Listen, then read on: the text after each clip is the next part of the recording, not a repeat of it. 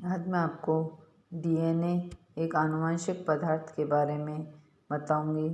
सबसे पहले मेंडल ने 1865 में यह प्रतिपादित किया कि लक्षणों का नियंत्रण विशेष कारकों द्वारा होता है, जिन्हें आगे चलकर जीन्स कहा गया।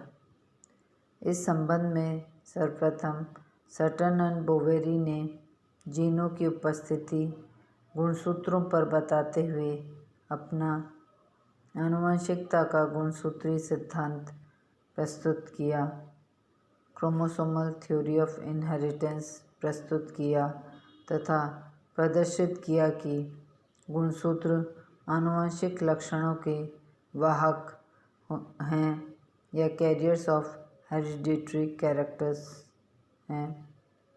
रासायनिक दृष्टि से गुणसूत्र मुख्यतः न्यूक्लियोप्रोटीन के बने होते हैं, जो न्यूक्लिक अम्ल तथा प्रोटीन्स होते हैं।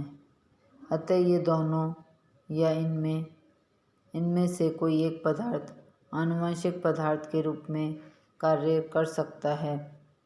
डीएनए की खोज के पूर्व वैज्ञानिकों की यह धारणा थी कि संभवतः प्रोटीन्स आनुवंशिक पदार्थ होते हैं, लेकिन माइस्चर द्वारा न्यूक्लियन की खोज से आनुवंशिकता के क्षेत्र में एक क्रांतिकारी अध्याय का प्रारंभ हुआ। इस शताब्दी के तीसरे से छठे दशकों में कई प्रयोगों द्वारा प्रमाण जुटाए गए हैं कि न्यूक्लिक अम्ल ही आनुवंशिक पदार्थ के रूप में कार्य करते हैं। कोशिका में दो प्रकार के न्यूक्लिक अम्ल डीएनए तथा आरएनए पाए जाते हैं। कतिपय पादप वायरसों को छोड़कर, जिसमें डीएनए नहीं पाया जाता है, समस्त सजीवों में डीएनए आनुवंशिक पदार्थ के रूप में कार्य करता है।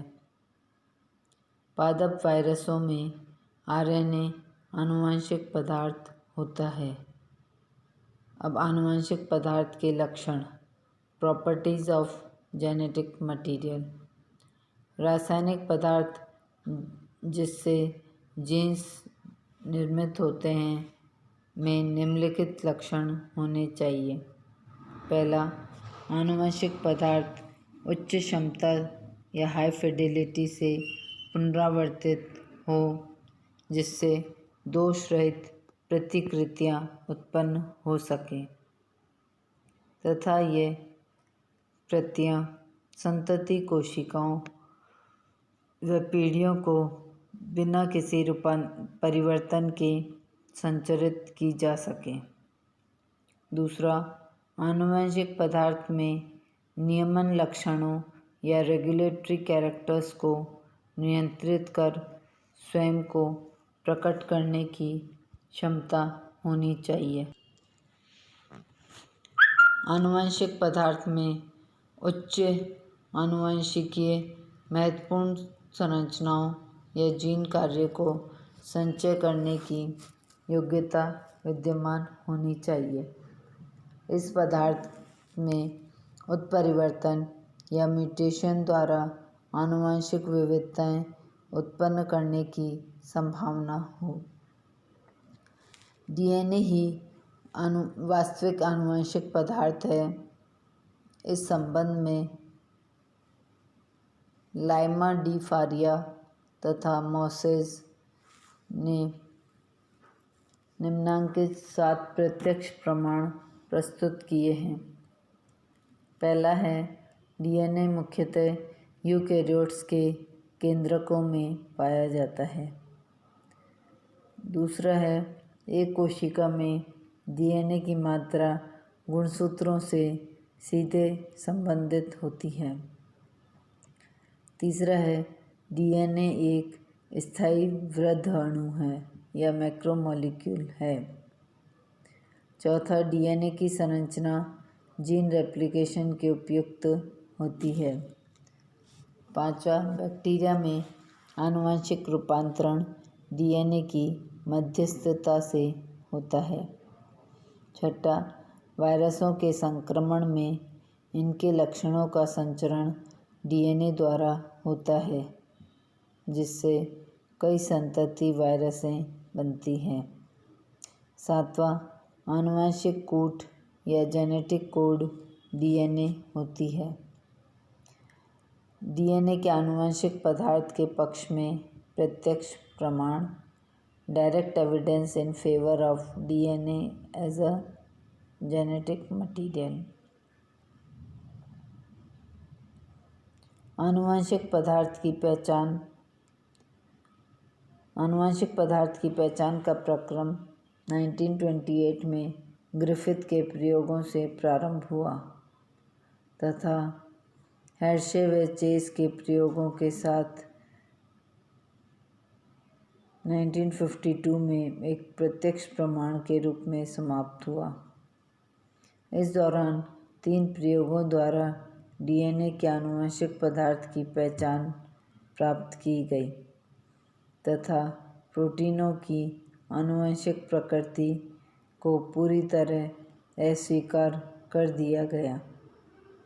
कॉर्नेट और सिंगर द्वारा कुछ वायरसों में आरएनए को आनुवंशिक पदार्थ के रूप में पहचाना गया।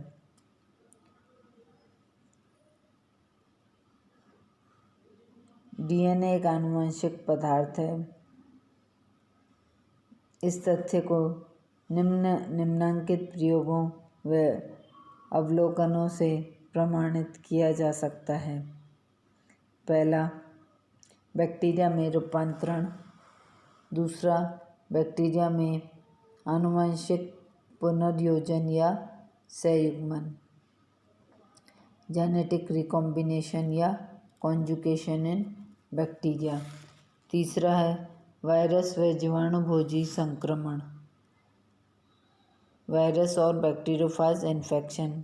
चौथा है बैक्टीरिया में पारक्रमण या ट्रांसडक्शन इन बैक्टीरिया।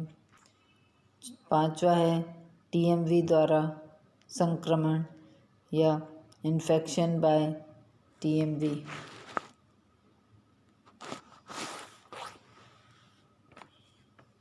अब पहला है बैक्टीरिया में ट्रांसफॉर्मेशन।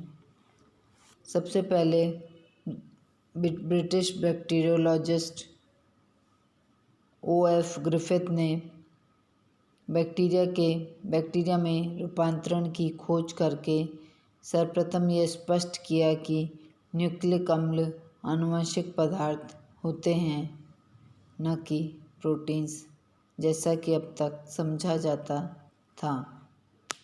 रूपांतरण क्रिया के अंतर्गत जीवित बैक्टीरिया मृत बैक्टीरिया के डीएनए खंडों को ग्रहण करता है।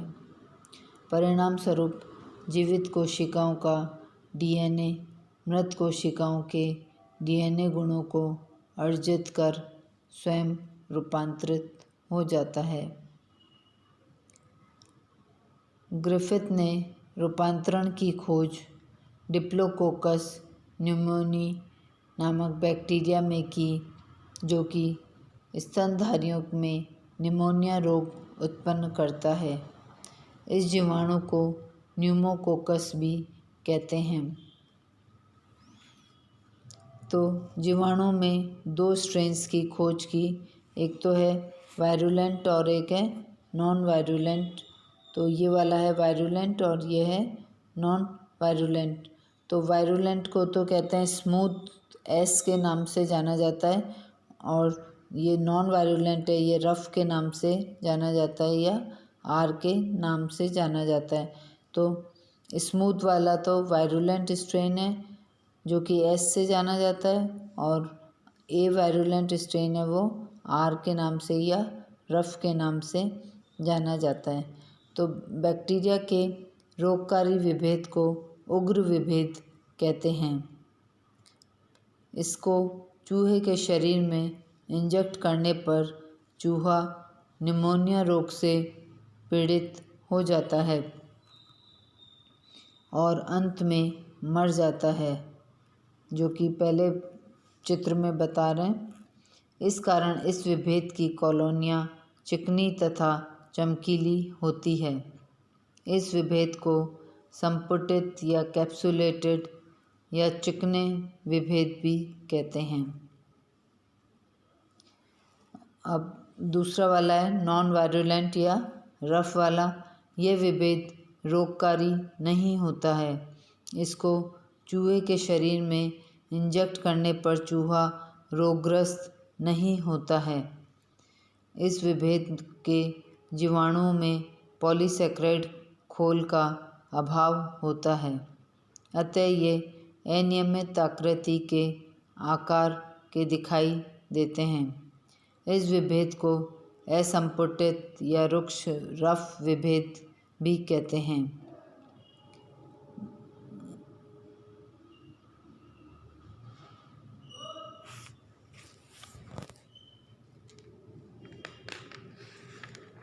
अब तीसरे में ये है हीट किल्ड वायरुलेंट। उग्र विभेद के जीवाणुओं को 60 डिग्री सेंटीग्रेड पर गर्म करने पर यह मर जाते हैं तथा इनकी संक्रामकता नष्ट हो जाती है।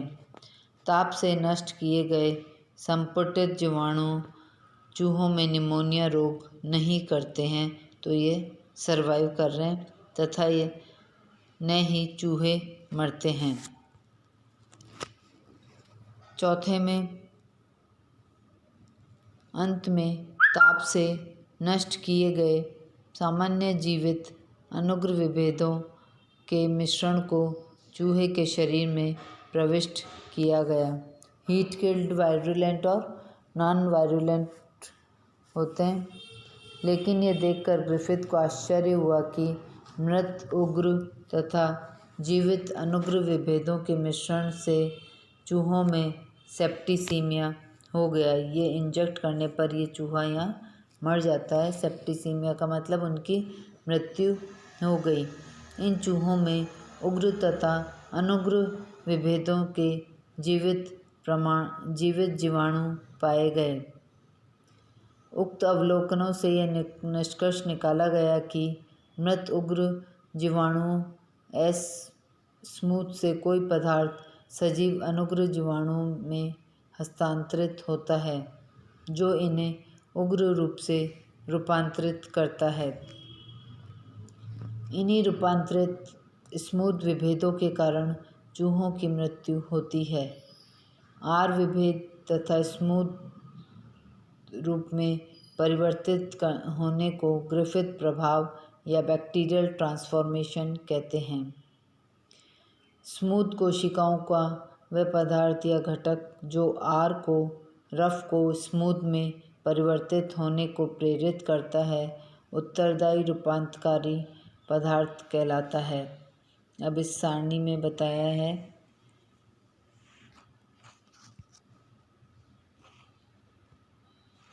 कि ये चिकना विभेद है। चिकने विभेद से उसका आकार कैसा है, बड़ा है और इसमें उग्र होता है, वायरुलेंट होता है और कैप्सूल इसमें विद्यमान होता है और चूहों पर प्रभाव चूहा मर जाता है। जो स्मूथ प्रकार के स्ट्रेन है उसमें चूहा मर जाता है। और दूसरा वाला है इसमें रफ प्रकार का है। रफ में इसकी आकार छोटा होता है और अनुग्रह मतलब ए वायरुलेंट होता है ये, और कैप्सूल इसमें उपस्थित नहीं होता है, तो इसमें कोई रोग भी नहीं होता है।